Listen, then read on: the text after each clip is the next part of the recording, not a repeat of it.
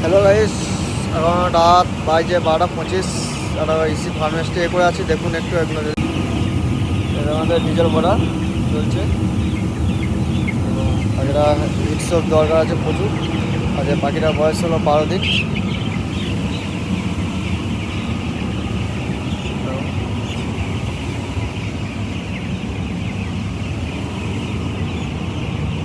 Diesel বোটাগুলো অটোতে করা আছে তো হিট সোর্সের জন্য।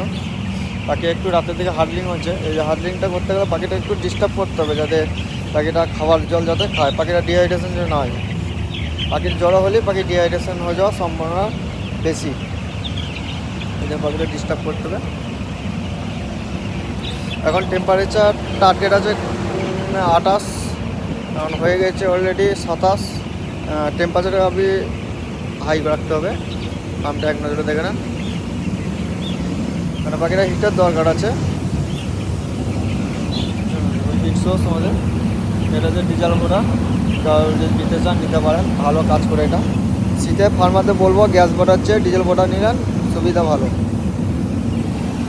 এখানে গ্যাস বোটা অনেক সময় অ্যাক্সিডেন্ট হয়ে যাওয়ার সম্ভাবনা বেশি থাকে, সেই টাইমে সিলিং করা হয়, আগুন ধরানোর সম্ভাবনা থাকে, কিন্তু ডিজেল বোটারে কোনো সম্ভাবনা নেই। প্রত্যেকটা ফার্মাগুলো ডিজেল বোটার ইউজ করুন। এখন ফ্যানগুলো স্টপ আছে, দেখতে পারেন। ঠিক আছে বন্ধু, এখানে রাখো।